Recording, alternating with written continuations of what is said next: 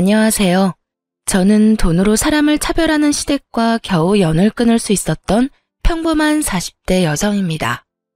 보통 부모라면 어떤 자식이든 사랑으로 보듬는 게 당연하지 않나요? 그런 의미에서 저희 남편은 부모의 눈밖에 난 자식이었어요. 보통 이렇게 이야기하면 자식이 뭔가 잘못한 게 있으니 부모 눈밖에 나지 않았냐 하고 짐작하는 사람들이 많더라고요. 하지만 남편은 그런 사람이 아니었어요. 그저 잘난 두 동생에 비교되며 부모 눈밖에 났을 뿐이죠. 시댁의 둘째 시동생은 대기업에 다녔고 셋째 시동생은 공기업에 다녔어요. 남편만 유명하지 않은 중소기업에 다녔죠. 그 차이일 뿐이었는데 시댁 식구들은 남편을 형편없이 망한 사람처럼 취급했어요. 적어도 제가 보기에는 저희 남편만이 진심으로 가족에게 헌신을 다하는 사람이었어요. 남편은 항상 시부모가 필요한 일이 있을 때마다 연차를 내고 도움을 주러 왔었고 무슨 일이든 시부모의 일이라면 항상 해결해 주려 노력했어요. 다른 두 동생들이 바쁘다는 핑계로 아무것도 안 할 때도 말이죠. 장남이라서 그랬던 것만은 아니었더라고요. 원래 심성이 곱고 착한 사람이었죠. 어릴 때부터 참 잘했다는데 시부모는 그런 남편보다 공부 잘하고 좋은 직장에 간 두 동생들만 편애했다고 하더라고요. 결혼 전 인사차 시댁에 들렀을 때 그런 모습을 본 적 있었어요. 시댁 화장실에서 긴장되어 심호흡하는데 밖에서 대화하는 소리가 화장실 안까지 들리더라고요. 시모가 남편에게 대놓고 말했어요. 넌 정말 끝까지 날 실망시키는구나. 어디 가서 꼭 너 같은 애를 데려오고. 엄마는 너한테 기대도 안 했지만 어떻게 저런 애를. 됐어. 내가 너한테 무슨 이야기를 하겠니? 어머니, 그 사람 좋은 사람이에요. 마음씨도 곱고 강단도 있고 착하고요. 뭐가 마음에 안 드시는 건지 모르겠지만 여자친구 앞에서는 그런 말씀 마세요. 끝까지 저를 옹호해주는 남편을 보며 마음이 뿌듯해진 것도 잠시였죠.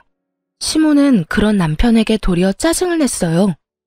좋은 사람인지 나쁜 사람인지 내가 알게 뭐니? 좋은 직장에 취직을 못했으면 마누라라도 제대로 된 사람 만나야지. 홀아버지 밑에서 큰 외동딸이라니. 게다가 의사도 아니고 간호사? 네 동생들 보기 부끄럽지도 않니? 네 동생들 와이프는 다들 교사에 공무원에 날고 기는데 너 내가 왜 이렇게 마음에 드는 구석이 하나도 없어? 결혼하고 싶으면 네 마음대로 해라. 너 좋다는데 내가 무슨 할 말이 있다고? 그래도 너 결혼할 때는 동생들처럼은 못해주는 거 이해해라. 동생들 다 1억씩 해갔다고 너까지 1억 가져가려고 하면 형평성에 어긋나지 않니? 네가 나한테 해준 게 뭐 있다고? 넌 5천만 원만 줄 테니 둘이서 알아서 맞춰서 가. 5천만 원 주는 것도 감지덕지인 건 알지? 시모의 말에 남편이 상처받을까 봐 저는 후다닥 화장실에서 나왔어요. 그리고 웃으며 아무것도 못 들은 것처럼 남편 옆에 앉았죠. 저기 이제 자리에서 일어나야 할 것 같아요. 오늘 야간 근무하는 직장 동료가 근무를 바꿔달라고 연락이 와서요. 죄송하지만 다음에 찾아뵙겠습니다. 그렇게 말하고 남편을 데리고 밖으로 나왔어요. 남편은 표정이 좋지 않았어요. 결혼 전부터 저를 탐탁치 않아 하는 시모 때문에요. 저는 간호사로 일하면서 진상 환자 많이 겪었던 경험이 있어서 이런 괴롭힘은 괴롭힘 축에도 들지 않았고 아무렇지 않게 행동할 자신도 있었어요. 그런데 남편 표정이 저보다 안 좋으니 마음이 너무 쓰이더라고요. 오빠, 나는 오빠가 제일 중요해. 가족들이 뭐라 하던 간에 우리만 잘 살면 되지. 그러니까 우리들만 생각하자. 그러면 어떤 것도 잘 이겨낼 수 있을 거야. 휩쓸리지 말고 비교하지도 말고. 알았지? 제 말에 남편은 그제야 살짝 웃더군요. 고마워. 네가 있어서 얼마나 내가 많은 위로를 받는지 모르지? 넌 가끔 진짜 대단해. 나보다 더 나이 많은 누나 같은 느낌이야. 그 예시는 좀 아닌데? 나 그 정도로 늙은 거 아니라고.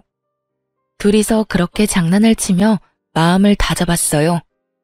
결혼이라는 것이 가문 간의 결합이라 신중하게 생각해야 하는 것은 맞지만 정말 그 지랄 맞은 시댁 때문에 이 마음이 고운 남자를 버리기에는 너무 아까웠거든요.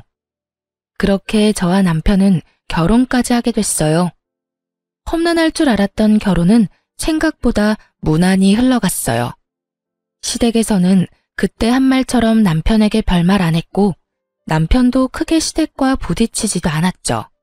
그래서 저도 이 시댁 사람들도 우리를 있는 그대로 받아주려나 싶었는데 그게 아니었더라고요. 결혼 후에 남편이 받는 취급에 더 화가 났거든요. 시무는 무슨 일이 있으면 무조건 남편을 불렀어요. 정말로 아주 간단하고 손쉽게 본인들이 할 수 있는 일에도 남편을 수시로 불러댔어요. 병원을 같이 간다거나 물건을 살 때 차 운전을 시키거나 지인들 경조사에 갈 때도 운전을 시켰어요. 그리고 더 화가 나는 건 부르는 시간도 천차만별이었다는 거예요. 아침에도 오후에도 한밤중에도 문제가 생기면 바로 전화해서 남편을 무슨 콜택시 부르듯 불렀어요. 제일 어이없었던 건 시댁 화장실과 세면대가 막혔다고 우리 남편을 불렀을 때였죠. 남편은 아침에 출근 전에 시댁을 들렀다가 가야 했거든요. 제가 그 부분에 대해 남편에게 몇 번 말한 적이 있었어요. 여보, 아무리 생각해도 이건 좀 너무한 것 같아. 솔직히 무슨 일만 생기면 당신을 부르잖아. 자기 몸이 2개도 아니고. 매번 어떻게 그 요청을 다 들어줘? 힘들면 동생들한테도 좀 시켜. 동생들은 나보다 더 바쁠걸? 그리고 내가 부모님한테 미안해서 그래. 기대하신 만큼 부응하지 못한 게 여전히 마음에 남아있거든. 이렇게라도 부모님한테 도움이 되면 마음이 편하거든. 남편은 남편 나름대로 시부모의 행동 때문에 받은 상처를 어떻게든 해결해보려 노력하고 있더군요. 그걸 무턱대고 부정하며 잘못됐다고 말할 수는 없더라고요. 그런데 제가 결국 시댁에 직접 말을 하게 되는 일이 벌어졌어요. 결혼 후 몇 달 뒤에 시모에게 직접 저한테 전화가 왔어요. 주말에 일이 있으니 시댁에 들르라는 말이었어요. 남편과 함께 갔는데 시모가 그러더군요. 다음 주면 명절인데 집골이 말이 아니구나. 오늘은 집 대청소에 냉장고 청소를 좀 해야겠다. 그러면서 저와 남편에게 청소 도구를 쥐어주시더군요. 저는 당황했어요. 갑자기 불러서 청소라니. 제가 물었어요. 동서들은 언제 오나요? 오면 같이 시작하는 게 어떨까 싶은데. 저는 당연히 다른 동서들도 올 거라고 생각하고 물었거든요. 그런데 시모가 어이없는 말을 하더군요. 동서들이 여길 왜 오니? 너랑 아범 둘이서 다 해야지. 내가 솔직하게 말해서 이런 말까지는 안 하려고 했는데 너는 염치도 없니? 네 2 동서들이 시댁에 용돈을 얼마를 주는지 알기는 해? 너희보다 월등히 많이 줘. 냉정히 생각해봐라. 걔네한테 일을 시키는 게 맞는 거니? 너희한테 일을 시키는 게 맞는 거니? 너랑 2 동서를 똑같이 생각하는 게 어이가 없잖아. 돈도 많이 못 벌어다 주는 거면 몸으로라도 때워야지. 그 말에 진짜 머리를 한 대 맞은 것 같은 기분이었어요. 이 사람이 무슨 소리를 하나 싶었다니까요. 매달 받는 용돈 액수의 차이가 나기 때문에 우리한테만 일을 시킨다는 말에 더 어이가 없었어요. 용돈이고 뭐고 다 떠나서 며느리를 일 시켜 먹으려고 한다는 것 자체가 언제적 사고방식인지 모르겠더라고요. 사실 남편은 결혼 전부터 시모에게 매달 20만 원씩 용돈을 드리고 있었어요. 결혼 전 남편은 월세로 따로 자취를 하고 있었거든요. 월급이 세후 280 정도였는데 적금을 100만 원을 꼬박꼬박 넣었죠. 월세 60에 적금 100에 생활비 쓰고 나면 딱히 남는 게 없었지만 그 없는 살림에도 남편은 시모에게 꼬박꼬박 20만 원씩 드렸어요. 많이 못 드려 죄송하다는 말과 함께 말이죠. 솔직히 그거라도 주는 게 대단하다고 생각했어요. 월급도 300이 안 되는 데다가 월세까지 사는 사람에게 20만 원도 큰 돈이잖아요. 그런데 2 동생들은 매달 50만 원씩 용돈을 준다고 하더군요. 결혼을 하기 전에도 결혼을 하고 난 뒤에도 말이죠. 시모는 그 액수의 차이가 차별의 기준이 된다고 아주 대놓고 말을 하더군요. 어머님은 며느리와 아들들을 이렇게 차별하는 게 당연하다고 말씀하시는 거예요? 차별이라니, 그건 차별이 아니라 등가 교환인 거지. 누가 들으면 오해할 이야기를 어쩜 이렇게 태연스럽게 하는지. 예, 너희가 돈을 적게 내니까 일을 더 많이 하라는 건데 그걸 왜 그런 식으로 받아들이니? 시모가 저한테 엄청 화를 내더군요.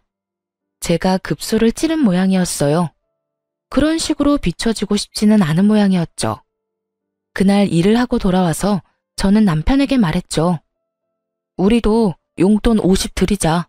내가 30만 원 보탤게. 이런 식이면 영영 죽을 때까지 시댁에서 하는 일처리 당신이랑 내가 다 해줘야 할지도 몰라. 당신은 부모님께 더 잘해주고 싶은 건지 몰라도 나는 아니야. 동서가 2명이나 있는데 내가 왜 혼자서 모든 걸 다 감당해야 해? 그리고 내가 만약에 애라도 생겨봐. 내가 그 몸으로 무리하다가 문제 생기면 그때는 어떻게 할 거야? 차라리 처음부터 그런 일 없도록 일 처리하는 게 나아. 내가 보태줄 테니까 그렇게 하자. 제 말에 남편도 수긍을 했어요. 임신을 언급하기 전에는 제 말에 반대를 하려고 한 듯 보였는데 애 이야기에 마음이 돌아섰더라고요. 그럴 수밖에 없죠.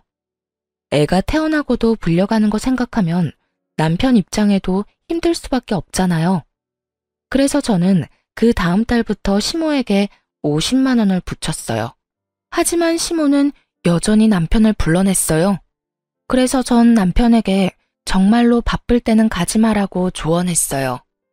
그리고 남편을 시켜서 2 동생에게 전화를 하게 했어요. 도련님, 저희 남편 요즘 일이 바빠서 어머님이 부를 때마다 가지를 못해요. 그러니까 도련님이 좀 가주세요. 어머님한테도 좀 신경 쓰시고요. 형수, 그렇게 말해도 저희는 바쁜데 어떻게 매번 시간 내서 시댁에 가요? 난색을 표하는 시동생에게 제가 말했죠. 형은 계속 그렇게 해왔어요. 일하는 거 다 똑같고 형님이야말로 요즘 야근한다고 바빠요. 여태껏 계속 해온 형 대신에 2 도련님이 애 좀 써주세요. 솔직히 이런 말까지는 안 드리고 싶은데 시댁에 돈 많이 받아간 사람은 2분이잖아요.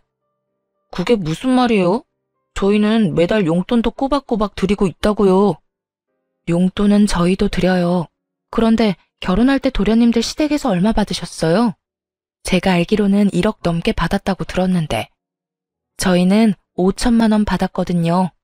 그러면 2 도련님께서 더 노력해야 하는 게 당연한 거 아닌가요? 저희보다 훨씬 많이 받아가셨잖아요. 여태 용돈 드린 거 제하더라도 말이죠. 제 말에 틀린 말이라고는 조금도 없었으니 도련님들도 어쩔 수 없이 알겠다고 하더군요. 그런데 문제는 저와 동서 쪽이었어요. 시모는 여전히 저만 부르더라고요. 김장날에도 저 혼자 불렀길래 제가 예전에 말했던 것처럼 시모에게 물었어요. 어머님, 동서들은 언제 오나요? 네 동서들은 안 온다. 바쁜 애들을 왜 불러? 죄송한데 용돈을 세 아들이 똑같이 50만 원씩 주는데 왜 김장에는 저만 부르셨어요? 부르려면 다 똑같이 부르셨어야죠. 그게 무슨 소리냐? 네가 맏며느리니까 부른 거지. 어머님, 저번에 저희한테 용돈 다르게 준다고 용돈 많이 주는 사람은 일 못 시킨다고 얘기하셨잖아요. 저희 지금 동서들처럼 50만 원씩 꼬박꼬박 드리고 있어요. 그리고 솔직히 이런 말 하기도 좀 그렇지만 저희 결혼할 때 도련님들보다 더 많이 받은 거 없어요. 도리어 훨씬 적게 받았죠. 장남인데도 불구하고 말이죠. 솔직히 주는 것도 다행이라고 생각하고 여태껏 남편이 군말 없이 시댁 일 도와드렸던 것 같은데 저는 그게 평등하다고 생각 안 하거든요. 어머님이 저번에 용돈 때문에 차별하신다고 하셨고 이제는 똑같이 용돈을 받으시니까 세 사람 동등하게 번갈아 가면서 부르세요. 며칠 전에 저 불러서 운전시키셨잖아요. 그러니까 이번에는 다른 동서 부르세요. 그렇게 말하면서 저는 내려놓았던 핸드백을 다시 들었습니다. 그리고 현관문 쪽으로 걸어갔죠. 그러자 시모가 제게 큰 소리를 치더군요. 야, 넌 뭐가 그렇게 잘났어? 너 며느리야. 맏며느리답게 일하라면 해. 고작 용돈 똑같이 내는 것 때문에 지금 바쁜 애들을 부르라는 얘기니? 넌 정신이 있는 거야, 없는 거야? 말씀드리자면 바쁘기는 간호사가 제일 바빠요. 저는 주 6일 일하는 사람이라고요. 그분들은 주 5일 일하죠? 공휴일 다 쉬면서. 일주일에 이틀을 쉬는 사람이랑 일주일에 하루를 쉬는 사람 중에 누가 더 바쁘고 덜 바쁜지 계산이 안 되세요? 용돈 계산은 확실하게 하시면서 날짜 계산은 잘 안 되시나 봐요. 결국 제 말에 아무런 반박을 할 수 없었던 시모는 기가 차다는 표정으로 저를 바라보더군요. 근본도 없는 년이랑 결혼한다고 할 때부터 내가 알아봤어. 아무것도 없는 년 받아줬으면 군소리 말고 일이나 잘하면 될 것이지. 매번 사사건건 사람을 허파를 뒤집어 놓지. 내가 그 결혼 시키질 말았어야 했어. 할아버지 밑에서 뭘 배웠겠어? 이래서 엄마 없는 며느리 들이는 게 아니었는데. 제가 돌아가신 어머니한테 배운 건 없어도 사람 차별하면 안 된다는 것쯤은 잘 알아요. 그것도 돈 가지고 치사하게 말이죠. 그리고 어차피 생각도 없으시겠지만 김장 김치 하셔도 저희한테 연락하지 마세요. 일도 안 했는데 가져갈 만큼 염치 없는 사람 아닙니다. 뭐 남이 해놓은 것 넙죽넙죽 잘 받아가서 퍼먹는 뻔뻔한 인간들도 이 집에는 좀 많던데 저는 그런 뻔뻔한 사람들이랑은 좀 다르거든요. 그럼 김장 잘하세요. 그렇게 말하고 저는 집으로 돌아왔습니다. 그러게 왜 사람을 별것도 아닌 걸로 차별을 하는지 다른 사람 못 살게 굴 때는 본인도 당할 거라는 생각을 해야죠. 그 뒤로 시모는 저한테는 연락을 안 하더군요. 대신 남편을 좀 더 많이 부르게 됐죠. 하지만 남편도 결국 시모의 요구를 적당히 거절하자 비로소 평범한 생활을 할 수 있게 됐어요. 매번 별거 아닌 일로 불려가는 생활에서 해방된 거죠. 남편과 저는 겨우 여유로운 생활을 즐길 수 있었습니다. 하지만 그것도 아주 잠깐뿐이었어요. 남편 회사에 문제가 발생하게 됐거든요. 남편은 중소기업에서 일하는데 본래 남편 성격 자체가 회사원 기질은 아니었어요. 그런 남편에게는 특기가 하나 있었는데요. 그게 바로 요리였습니다. 요리는 정말 모르는 제가 맛봐도 남편의 음식은 무척 맛이 있었거든요. 그 음식 솜씨에 반해서 결혼하게 된 것도 있으니까요. 남편 회사에는 재정 악화로 인원 감축이 시작됐고 남편은 퇴사를 해야 할 것 같다고 저에게 상의를 하더군요. 가게를 차리려는 생각이었어요. 사실 멀쩡한 직장 놔두고 나오는 거면 화를 냈을 거예요. 하지만 이미 재정 악화로 인한 감축이 이뤄지고 있는 회사였어요. 언제 망할지 모른다는 거죠. 물론 지금 당장 망할 리는 없겠지만 미래가 없다는 건 누가 봐도 뻔한 일이었어요. 그리고 저는 남편의 음식 솜씨와 장사 수완을 믿기로 했어요. 사실 저도 간호사로 일하며 돈을 벌고 있으니 괜찮을 거라고 생각한 것도 있었어요. 남편이라면 잘할 수 있을 것 같다는 생각으로 남편이 하겠다는 양식 음식점을 저도 응원하게 됐죠. 그런데 남편이 가게를 창업하려고 하는데 돈이 조금 빠듯했어요. 그래도 조금만 아끼고 제가 조금만 더 일하면 충분히 충당할 수 있는 금액이긴 했어요. 그런데 문제는 그 뒤에 생겼어요. 제가 덜컥 임신을 하게 된 거였죠. 아이가 생기지 않도록 노력했지만 결국에는 제 맘대로 되는 게 아니었더라고요. 그렇게 애가 생기니 저도 슬슬 걱정이 되더군요. 애한테 드는 돈이 생각보다 많을 것 같아 수중에 있는 돈을 다 끌어다가 남편 가게에 모두 털어놓을 수는 없었어요. 그래서 모자란 돈은 대출을 할까 생각 중이었거든요. 일단 저희 집을 담보로 대출을 하고 차가 2대 있으니 제 명의의 차는 팔아야 할까 생각했죠. 그렇게 가게 창업 비용 때문에 걱정을 하고 있었는데 그때 시모가 남편에게 그 이야기를 들었는지 잠깐 시댁으로 오라고 하더군요. 너애 창업할 때 돈 필요하지? 결혼할 때 5천만 원밖에 안 해줬으니까 이번에 가게 창업할 때 5천만 원을 빌려줄게. 대신에 연이자 3%로 빌려줄 거야. 언제든 일시 상환 가능하고. 어때? 어머님 죄송한데 저희는 3천만 원만 있으면 되는데 어째서 5천만 원이나 빌려주시려고 하세요? 너희 가게 차릴 때 딱 필요한 만큼만 돈 나오는 거 아니다. 인테리어나 그 외 다른 변수들이 생기면 어떻게든 돈이 들게 돼 있어. 그래서 조금 더 여유롭게 주려는 거야. 물론 시모가 좋게 이야기를 했지만 저는 당연히 그렇게 받아들이지 않았어요. 이자가 3%면 저희가 은행에서 대출받는 것보다는 더 이득이긴 했어요. 하지만 이제까지의 일들로 보면 시모가 저희를 좋게 생각해서 돈을 빌려주는 거라는 생각이 들지 않더군요. 분명히 뒤에 꿍꿍이가 있을 거라는 생각이 들었죠. 도대체 이 사람들이 무엇을 위해서 우리에게 돈을 빌려주려고 하는 것일까? 그것도 3천만 원이 필요한 사람에게 5천만 원이나 빌려주겠다는 말을 왜 했을까? 솔직히 시모에게 꿍꿍이가 있다 하더라도 이 조건은 저희에게 무척 좋은 조건이었어요. 매달 원금은 갚지 않아도 되고 이자만 갚으면 되며 만기 상환 일시가 정해져 있지 않고 일시 상환 가능한 시점에 상환하면 되니까요. 그러나 저는 뭔가 불쾌한 기분이 들어서 남편에게 그냥 거절하자고 말했어요. 하지만 남편은 뱃속의 아이를 생각해서라도 조금이라도 아껴야 한다며 시모에게 돈을 빌리게 됐습니다. 대신 저희가 원하는 3천만 원만 빌리기로 했어요. 그런데 그 뒤에 시댁이 어떤 생각을 하고 있었는지를 알게 된 거죠. 남편이 허락한 일이기는 했지만 저에게는 거의 반강제로 시모의 호의를 받아들인 기분이었어요. 그래서 찜찜하게 생각했는데 역시나 제 생각이 맞았더군요. 저희 손에 3천만 원을 들려주고는 그 돈을 빌미로 다시 한번 저희를 시시때때마다 부르더군요. 예전과 똑같은 상황이었어요. 마치 집에 식모 하나를 두려는 것처럼 뭔가 필요한 게 있거나 집을 치워야 할 일이 있거나 어딘가 멀리 가야 할 때 꼭 저희 부부를 불렀어요. 솔직히 왜 돈까지 줘가면서 우리를 부려먹으려고 하나 궁금했는데 그 이유는 두 도련님과 동서들 때문이었습니다. 동서들은 불러도 고분고분 오는 성격이 아니었고 애초에 시모도 두 동서를 자기 맘대로 부리지 못하더군요. 겨우겨우 삼형제를 평등한 상황으로 만들어놨는데 결국에는 다시 이렇게 불평등한 상황으로 내몰리게 됐어요.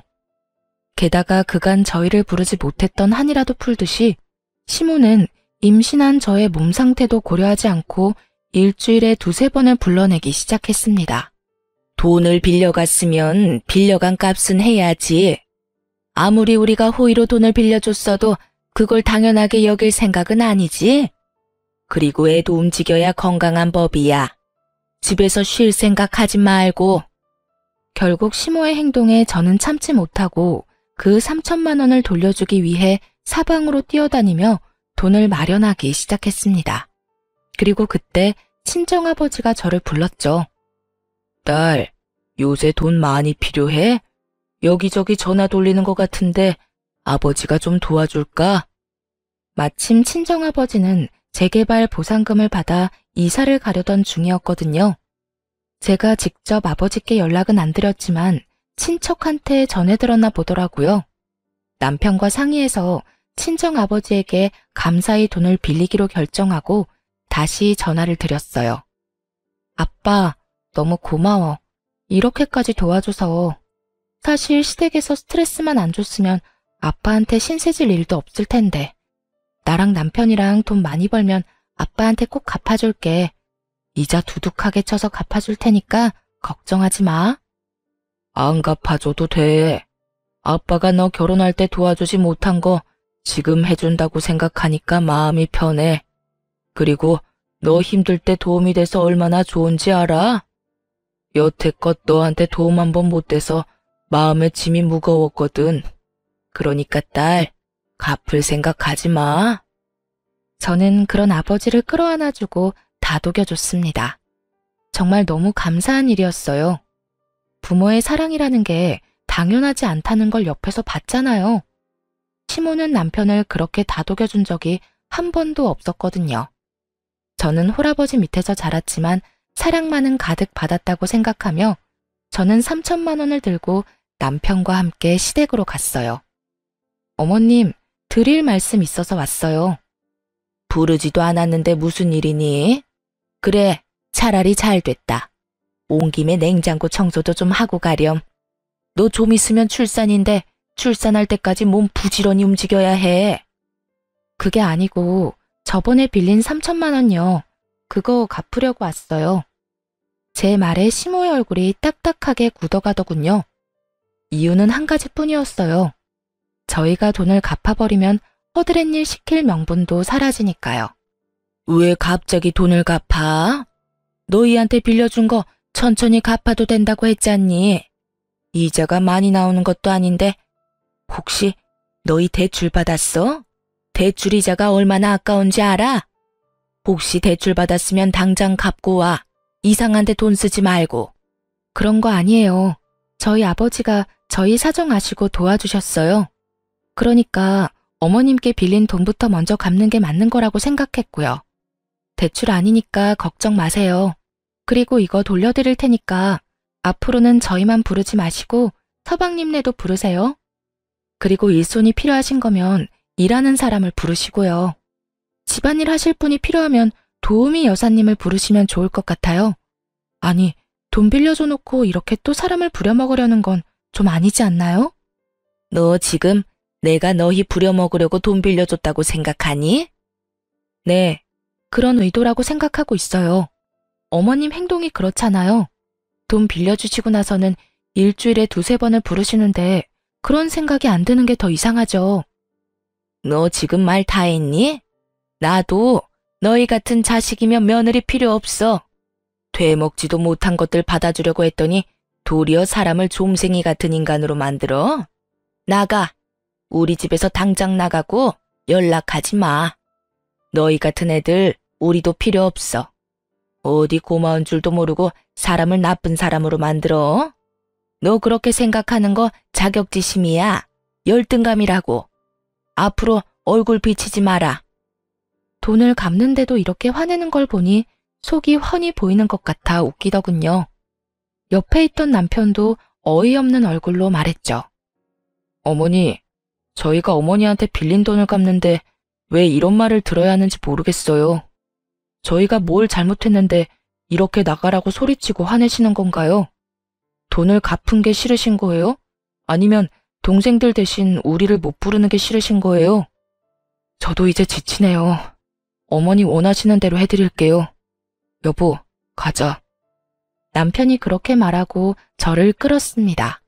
그렇게 시댁과 인연은 정말로 뚝 끊기게 됐어요. 솔직한 말로 저희는 아쉬울 것 없었어요. 남편도 그쯤 되니 시댁 행동에 진저리를 치더군요. 노력해도 언제나 사랑받는 건 두 시동생들 뿐. 그런 남편에게 저와 친정아버지는 남편의 인정 욕구를 채워주려 노력했어요. 그래서 그런지 남편은 친정에 더 마음을 쓰더라고요. 그러면서 우리끼리 잘 살아보자고 말했죠. 우여곡절 끝에 남편은 음식점을 개업했어요.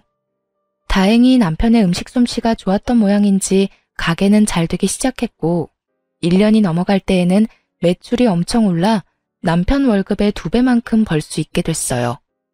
친정아버지는 바쁠 때마다 나와서 홀도 봐주시고 도움을 많이 줬어요. 회사원으로 일할 때마다 더 벌게 되니 저희 주머니 사정도 굉장히 나아졌어요. 그렇게 시댁과 연 끊은 지도 3년이 지나가고 있었어요. 아이는 어느새 3살이 다 되어가고 있었죠. 그렇게 행복할 줄 알았는데 친정아버지 몸이 많이 안 좋아졌어요. 병원에 가보니 위암에 걸렸다고 하더군요. 암 걸리는 사람이 많아졌다고는 들었지만 그게 저희한테 닥쳐올 줄은 그 누구도 상상 못했었어요. 남편은 망설임 없이 저한테 그러더군요. 같이 병간호하면서 치료하면 이겨낼 수 있을 거라고요. 제가 슬픔에 빠져 눈물만 흘리는 동안 남편은 전문 병원부터 시작해서 위암 환자에게 필요한 것들, 하면 안 되는 것들, 그런 정보들을 꼼꼼히 조사하기 시작했어요. 정말 의지가 되는 사람이었습니다. 그래서인지 저희 아버지도 항상 고마워하며 남편에게 미안함을 전했어요. 자네한테는 언제나 미안하네. 내가 몸도 성취하는데 매번 자네한테 신세를 지니 도움이 되어야 할 터인데 도움을 받게 되니 말이야. 해준 것도 없는데 시간 내서 이렇게 와주는 것도 참말로 미안하네. 그리고 미안함보다 고마움이 더 크고 말이지. 자네가 해준 것들은 내가 꼭 잊지 않겠네. 친정아버지는 그렇게 말하며 남편에게 매우 고마워했어요. 남편은 뿌듯해하기도 하고 칭찬을 받으니 더 열심히 하고 싶기도 했나 봐요. 저희가 의지를 다잡고 있는 동안 시모에게서 연락이 왔어요. 잠깐 만나자고 하더군요. 그것도 남편과 함께 말이죠. 남편은 가게 문을 닫고 나올 수가 없어서 시모를 가게로 불렀어요. 오픈 시간 전에 말이죠. 시모는 작은 규모의 저희 가게를 보더니 코웃음을 치고는 용건만 빠르게 말하더군요. 너희 아버지 병원 데려갔더니 간암 3기란다. 이식 말고 답은 없다는데 내일 땡땡 병원 가서 이름 말하고 간이식 검사하고 와. 정말 3년 만에 뜬금없이 찾아와서 할 말은 아니었어요. 그리고 저만 그렇게 느낀 건 아니었죠. 언제는 필요 없다고 나가라고 해놓고 3년 만에 연락 와선 간이식 검사를 하라고요?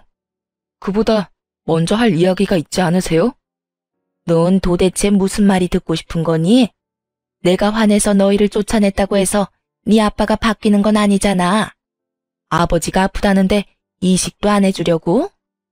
그게 아니죠.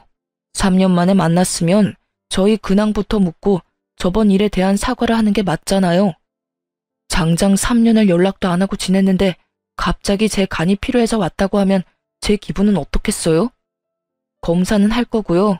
그런데 드리고 안 드리고는 제가 선택할 문제죠. 선택? 너한테 선택이라는 게 있다고 생각하니? 너 머리끝부터 발끝까지 나랑 내 남편이 만들어준 거야. 그런 주제에 네가 부모 부양의 의무를 지지 않겠다는 거야?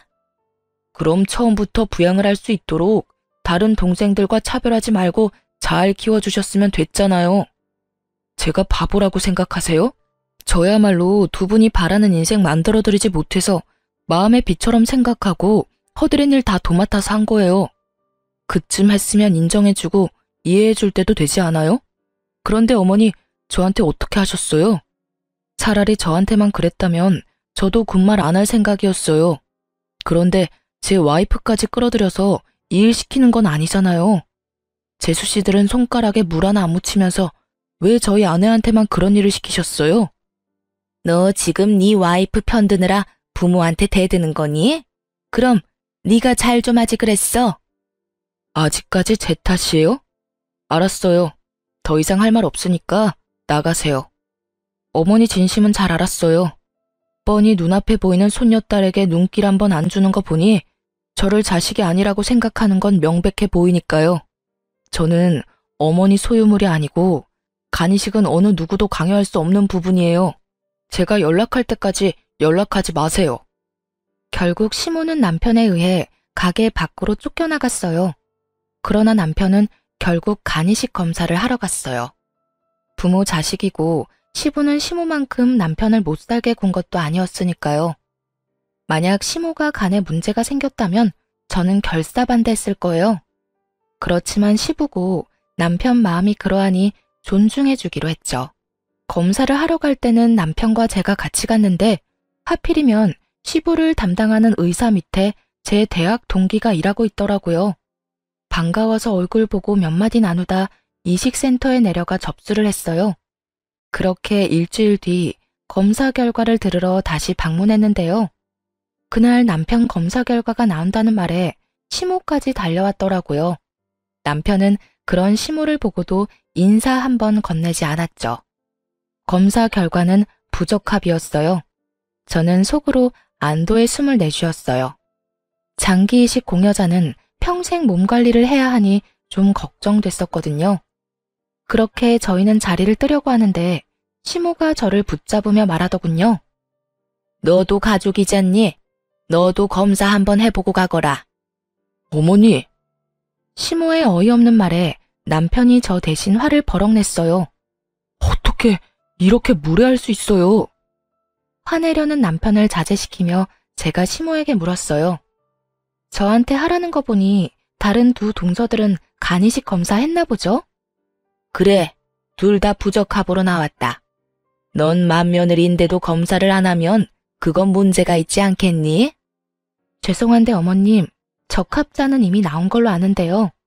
제가 진행 상황 차트를 전부 봤거든요. 적합한 가족이 이미 나왔는데도 저희한테 검사 요구하는 거 혹시 아버님도 알고 계시는 상황인 건가요? 제 말에 시모가 입을 꽉 닫아버리더군요. 묵비권 행사, 침묵이 진실이라는 말이 있죠. 사실 이걸 물어볼 필요도 없었어요. 왜냐면 이미 알고 있었거든요. 그 동기가 알려줬으니까요. 시모가 보호자 신분으로 결과를 전부 듣고 갔다고 하더라고요. 어머니, 어떻게 이러실 수 있어요? 적합자가 있는데 왜 검사해보라고 한 거예요? 그걸 언제까지 속일 생각이셨어요? 넌 동생 앞길 막고 싶니? 공여자도 힘든 수술이라잖니. 너야 별 볼 일 없는 직장에 이를 것도 없지만 둘째랑 셋째는 너랑 달라. 걔네들이 얼마나 큰 일을 하고 있는데. 시모의 어이없는 말에 남편이 시모에게 소리를 지르며 난리를 치는데 저는 조용히 그 옆에서 폰을 들었어요. 그리고 시부에게 전화를 걸었죠. 네, 오랜만에 연락드려요. 죄송해요. 그런데 제가 드릴 말씀이 있어서요. 혹시 둘째 도련님이 간이식 적합자인 거 알고 계셨어요? 어머님이 아버님을 속이신 것 같아요. 둘째 도련님 앞날을 생각해서 그러신 것 같은데 아직까지 그렇게 힘드신 게 아니라 다행인 것 같네요. 제 말에 대답도 않고 전화가 뚝 끊기더군요. 그러더니 시모 전화가 시끄럽게 울리기 시작했어요. 시부 전화였죠. 전화를 받은 시모 얼굴이 확 구겨지더군요. 시부에게 한 소리 들은 것이 분명해 보였어요. 폰 너머까지 들리는 시부의 목소리에는 노성이 가득 차 있었죠. 그런 시모를 놔두고 저희는 집으로 돌아왔어요. 시모는 돌아가는 저희를 잡으려고 했지만 시부의 분노를 고스란히 몸으로 막아내는 중이라 그럴 수도 없었어요. 그리고 그 다음날부터 시모는 시도 때도 없이 저한테 전화를 해서 쪼아대기 시작했어요. 너희들 때문이야. 너희가 그 이야기를 남편한테 풀어버리는 통에 남편이 내 명의 카드까지 정지했잖아. 너희가 책임져. 어머님이랑 둘째 도련님이 거짓말해서 생긴 일을 왜 저희가 책임져야 하는데요? 그리고 무슨 책임을 어떻게 지라는 말이에요? 너희 이 집 살 때 5천만 원 해준 거 내놔. 그거라도 있어야 내가 생활을 하지. 늙어서 골골대는 인간 병수발도 들어야 하는데 돈도 없으면 어떻게 생활을 하니? 매달 100만 원씩 꼬박꼬박 받는다는 걸 제가 아는데도 돈 없는 것처럼 말하는 걸 보니 참 어이가 없었죠. 그리고 그 5천만 원을 걸고 넘어질 줄은 생각도 못했거든요. 그래도 그 집구석에서 나온 돈 차라리 이참에 다 갚아버릴까 했죠. 그렇지만 지금 돈 좀 번다고 5천만 원이라는 큰 돈이 갑자기 하늘에서 떨어지는 건 아니잖아요. 그때 제 전화를 듣고 있던 아버지가 그러더군요. 너희만 괜찮으면 너희 집 팔고 우리 집 전세금 합쳐서 좀 더 평수가 큰 집 얻고 남은 금액으로 5천만 원 갚는 건 어떻겠니? 그 이야기에 귀가 번쩍 뜨이더군요. 남편에게 상의했더니 남편은 이번에도 친정아버지에게 신세를 지게 돼서 너무 죄송하다고 하더군요.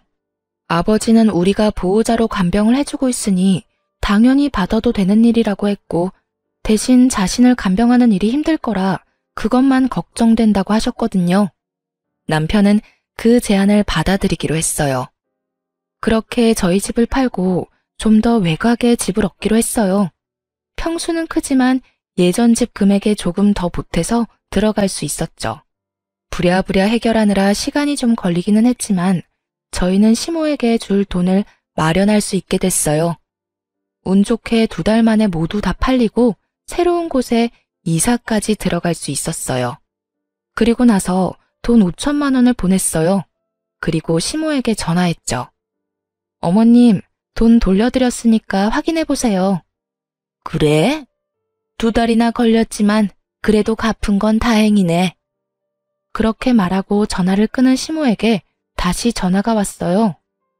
야, 너 돈 갚는다고 해놓고 이게 무슨 짓이야? 돈이 안 들어왔잖아. 저 돈 돌려드렸어요. 아버님 계좌로요. 저희 이 돈 받을 때 아버님 계좌에서 받은 거 알고 계시죠? 이런 돈 문제는 정확히 하는 게 좋거든요. 혹시라도 제가 돈을 어머니 계좌로 드렸다가 나중에 아버님이 돈 갚으라고 하면 큰일이잖아요. 빌려준 사람한테 돈을 갚는 건 당연한 거죠. 저는 일부러 시부에게 돈을 보냈거든요. 시부 주머니에 돈 들어가면 시모에게 돈 줄 일이 없을 테니까요. 너 바보야? 그걸 네 시아버지에게 주면 어떡해? 지금 우리 둘이 싸워서 내가 돈 한 푼 못 받고 있는데. 설마 너 일부러 그런 거니? 아까도 말했지만 돈 관계 확실하게 하려고 아버님한테 드린 거니까 저한테 뭐라고 하지 마시고 아버님한테 싹싹 빌어보세요. 그러면 아버님도 마음 바뀌겠죠.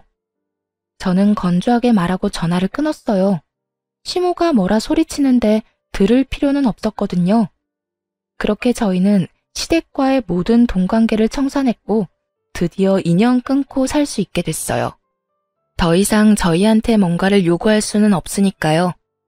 그렇게 남은 돈으로는 남편 가게를 리모델링해서 좀 더 확장하고 더 화사하게 꾸몄어요.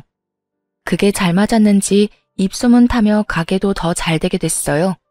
그리고 얼마 뒤 시부가 간이식을 받았다는 이야기를 막내 시동생에게 전해 들었어요. 그리고 그로부터 또 몇 달 뒤에 시동생이 화가 많이 난 채로 저희 남편을 찾아왔더라고요. 형, 이게 말이나 되는 일이야? 아버지가 5천만 원 들이밀면서 둘째 형한테 간이식 하라고 난리도 아니었어. 아니, 적합자가 둘째 형이니까 당연히 이식해줘야 하는 건데 그걸 속이고 안 해주려 했던 형한테 5천만 원을 주고 이식해달라는 이 상황이 맞기는 한 거야? 내가 적합자였으면 나는 그냥 줬어. 돈을 받고 간을 주다니 둘째 형도 너무 뻔뻔한 거 아니야? 그것 때문에 5천만 원을 날리다니 아버지는 생각이 있는 거야 없는 거야? 수술만 잘 됐으면 됐지 뭐. 아버지도 수술하고 괜찮으시지? 괜찮기는 수술하고 고작 3달 지났을 뿐인데 이 영감이 정신 못 차리고 벌써 술 마시고 담배 피고 난리도 아니야. 이제는 가족 중에 적합한 사람도 없는데 이럴 거면 그 간은 왜 가져갔대? 어차피 얼마 못 쓰고 또 버릴 거면. 둘째 형만 불쌍하게 됐지 뭐. 간 주고 돈은 받았는데 몸이 안 좋아졌대. 형 사업하잖아. 이래저래 과로할 일도 많고 술 마실 일도 있는데 아무리 조심해도 몸이 나빠지더라고. 간 이식해준 사람도 받은 사람도 다 나빠졌네. 그래도 아직 괜찮은 것 같은데? 두 사람 다 입원은 안 해도 되는 건가? 나도 몰라. 나 둘째 형 5천만 원 받았다는 거 얼마 전에 알고 그 집이랑 인연 끊었어. 왜 돈을 둘째 형한테만 줘? 완전히 기분 상하잖아. 아니, 간이식을 해줬다고 돈을 왜 줘? 그리고 그거 준다고 넙죽 받아쳐먹은 둘째 형한테도 화나고. 결국 시부가 그 5천만 원을 둘째 시동생에게만 줬다는 게 화가 난다는 막내의 투정이었던 거죠. 하긴 돈만큼 사람 기분 상하게 하는 게 없죠. 돈으로 차별하는 집안에서 커서 그런지 돈에 관한 건 아주 예민하게 받아들였더라고요. 그리고 엄마도 좀 너무한 거 아니야? 우리한테 매달 돈 받아가면서 집 살 때 1억 넘게 해줬으니까 책임지라며 우리더러 합가하자고 하잖아. 돈 더 받아간 둘째 형한테 말하라니까 형은 간이식을 해줘서 안 된대. 그러면서 우리 집에 와서 돈을 얼마나 펑펑 쓰는지. 말도 못하게 낭비가 심해서 엄마도 내쫓아버렸어. 와이프가 엄청 싫어했거든. 돈은 있는 대로 갖다 쓰면서 무슨 잔소리는 그렇게 많은지 화가 안 날 수가 없더라고. 막내 도련님 이야기를 들어보니 시모도 여전하더라고요. 그렇게 울분을 토하고 간 막내 도련님 이후에 둘째 시동생도 저희 집에 찾아왔어요. 아주 얼굴이 반쪽이 되었더군요. 형, 부탁이 있어서 찾아왔어. 무슨 부탁? 아버지, 좀 형이 모시면 안 돼? 형이 장남이잖아. 나는 간이식까지 했고 막내는 어머니 모시고 있어. 그러니까 형이 아버지 모셔야지. 당연한 듯 말하는 둘째 시동생을 보며 아직 시모가 쫓겨난 이야기는 못 들었구나 싶었어요. 그리고 뭐가 이렇게 당당하나 싶은 생각도 들었죠. 내가 장남인데 장남으로 여겨진 적은 없잖아. 이제 와서 네가 장남 운운하는 것도 좀 웃기다. 간이식은 어차피 돈 받고 해준 거지. 막내한테 다 들었어. 그리고 너희 결혼할 때 돈 다 받아갔잖아. 난 그거 다 갚았어. 그러니까 그 돈 갚을 만큼은 네가 아버지 돌봐드려. 돈 줄게. 아버지한테 받은 5천만 원 나눠줄 테니까 아버지 좀 부탁하자. 응? 너 우리 가게 얼마나 잘 되는지 모르지? 그 돈 없어도 될 정도야. 그리고 그 5천만 원 원래 나한테서 나온 돈인 거는 알고 있어? 집 살 때 받은 돈 5천만 원 내놓으라더라. 그래서 돌려드렸는데 그걸로 간을 사실 줄이야. 어쨌든 우리는 돈 없어도 되니까 너희 일은 너희가 알아서 해. 형, 1억이야? 형도 가족이잖아. 어느 가족이 돈으로 형제를 차별해? 그리고 3년 동안 연락 없어도 너희 잘 살았잖아. 아버지 몸 좀 안 좋다고 연락 와서 이제 와서 가족 행세하면 누가 좋다고 그럴까? 그러니까 여태 해왔던 것처럼 알아서들 해. 우리한테 신경 끄고. 그리고 나는 처가 식구들 챙기는 것만으로도 바빠. 여태껏 장인어른한테 도움받은 게 얼마나 많은데 그래서 병수발 드는 것도 당연한 일이고. 뭐? 지금 친아버지 놔두고 남의 아버지를 챙기겠다는 거야? 당연하지. 그 친아버지 친어머니가 나한테 한 짓을 생각하면 항상 도움만 주려는 처가의 눈길이 가는 건 당연하지 않냐? 있는 것도 다 빼앗아가고 종처럼 부려먹으려는 부모랑 있는 거 다 내어주고 고맙다며 항상 챙겨주는 장인어른이랑 비교가 안 되려야 안 될 수가 없잖아. 앞으로 이런 일로 나 찾아오지 마.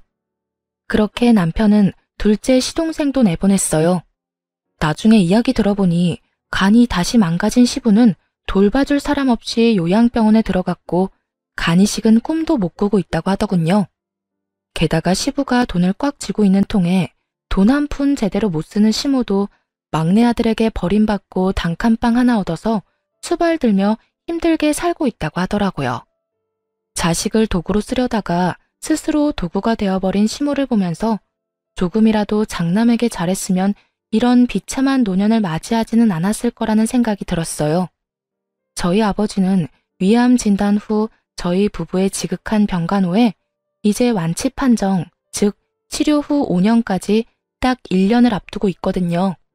남편이 처갓집에 마음을 붙여줘서 참 다행이라는 생각을 해요.